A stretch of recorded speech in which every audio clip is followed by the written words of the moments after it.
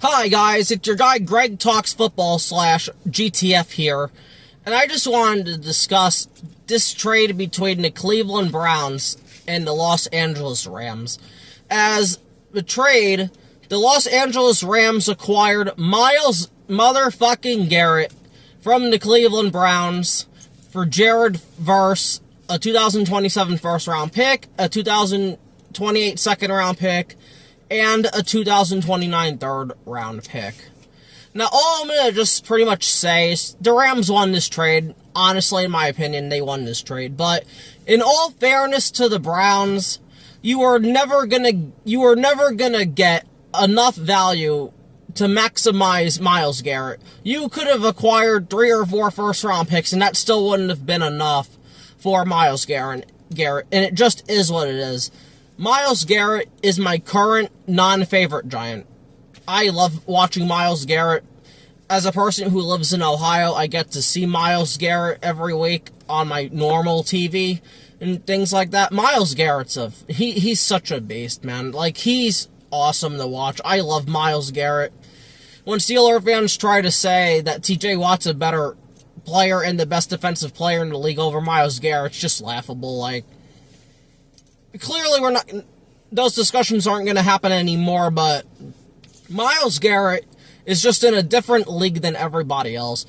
To me, Myles Garrett is this generation's, and honestly, this century's Reggie White. He honestly is. The guy who was picked first overall in 2017 actually lived up to the first overall pick.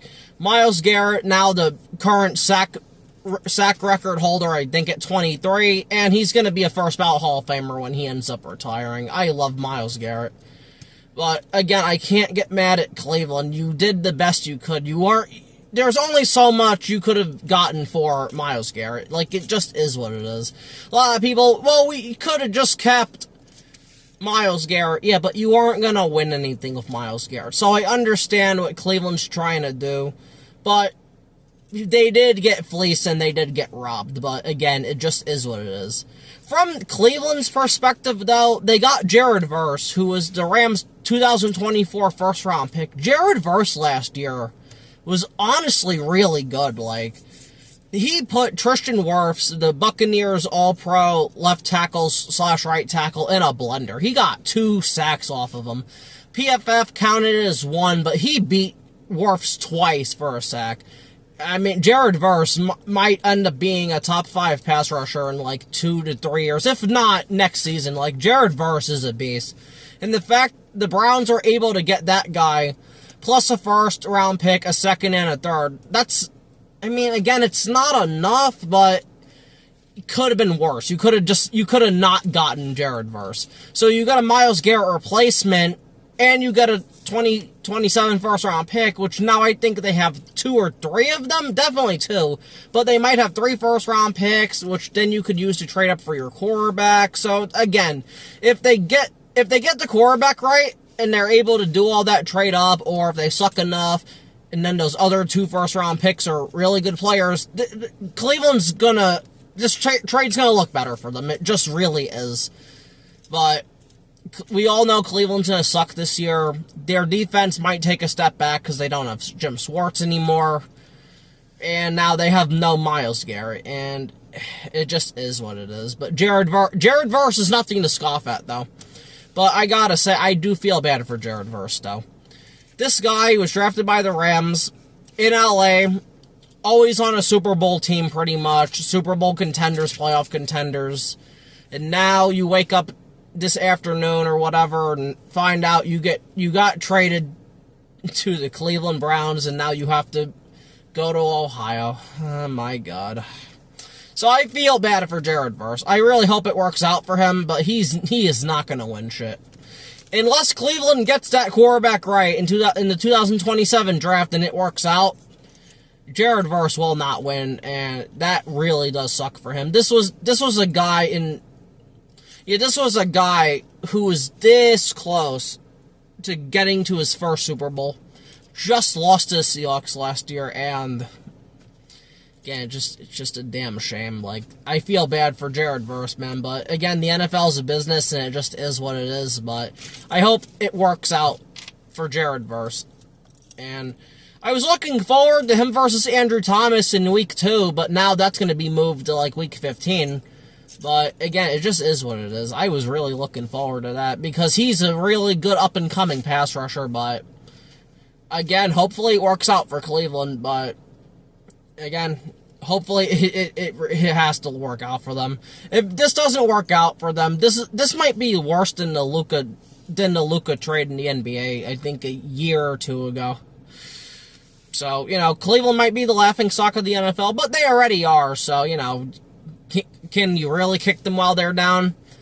But then just talking about this from a Rams perspective, they were already a Super Bowl contender. They might be the flat-out favorites now. Like, this team is stacked everywhere. They have Matthew Stafford. They have Devontae Adams. They have Puka. They have a good offensive line. They have Myles Garrett. They have now Trent McDuffie from the Chiefs, another trade they made earlier in the offseason. I mean, this team is loaded. I feel bad for teams that have to play this defense. And my Giants have to play the Rams week 2. But again, I get Andrew Thomas versus Myles Garrett, so that shit makes me happy. But also, I do want to say, and I want to say this, I am thankful for the Rams. If Myles Garrett would have got traded to the Eagles, I probably would have cried. I honestly probably would have cried, because that would have been terrifying. Thank God I don't have to deal with Myles Garrett twice a year. I only have to deal with him once this year, and maybe next year if we make the playoffs or whatever. Or, hey, maybe twice if we make the playoffs this year, but I mean, like, I'm so happy I don't have to deal with that massive human being who's just so talented twice a year. Fuck that. Good luck to the 49ers, the Seahawks, and the Arizona Cardinals. I am glad it's not my Giants, though. But Myles Garrett he is just so good, man. He's just so incredibly gifted. And again, a guy who was picked first overall, who was not a quarterback, actually lived up to that pick, so the Rams got increasingly better. And then there are rumors now that Aaron Donald might unretire. And if he does that, this team's gonna just give them the Super Bowl trophy. Just flat out just give them the Super Bowl trophy. Because you would be dealing with Myles Garrett, Braden Fisk, Aaron Donald. It's over. It's fucking over. It's done. Like, I mean, like, Lord Almighty. But I ultimately don't think he's gonna unretire, but man, Aaron Donald's still in massively good shape. Like, I mean, he could play right now if he wanted to. So, it's going to be interesting, but... So, again, just to recap this, the Rams just got a lot better than what they were. Yes, it sucks they lost Jared Verse, but Myles Garrett is... He's that much better than Jared Verse in every player in the NFL. Like, I mean, offensively, you could argue, but it's like... Defensively, it's him. It's Myles Garrett. And then, from Cleveland's perspective, it's like you knew you were never going to win with Myles Garrett. He wanted out of there. Last year, you gave him the massive contract, 4 years, $160 million. And then it's like, he still wasn't too happy, but they just ended up trading him. So this is a win-win for Myles Garrett.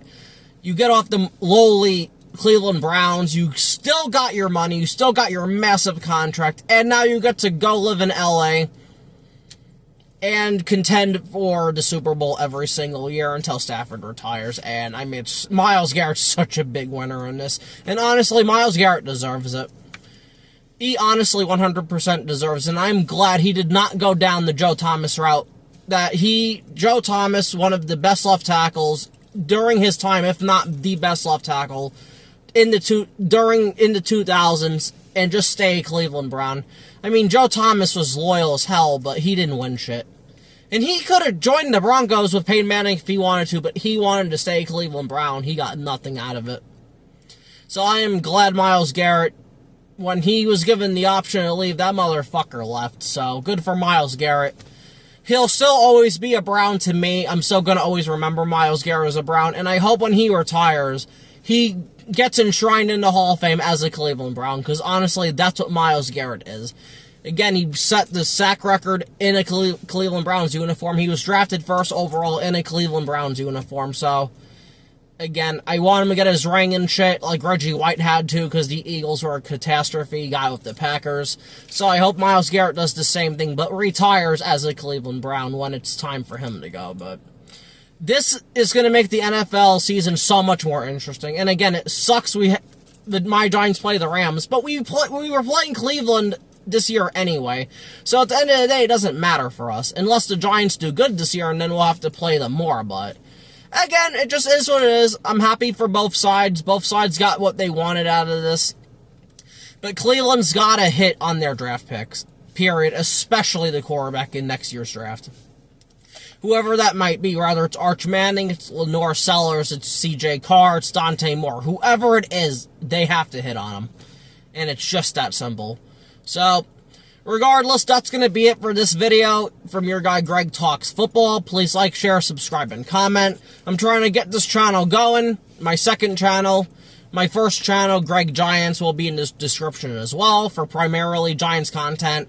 But regardless, until the next video, I just want to talk about this because, man, this was a big, big blockbuster. So until the next video, thanks for watching and peace.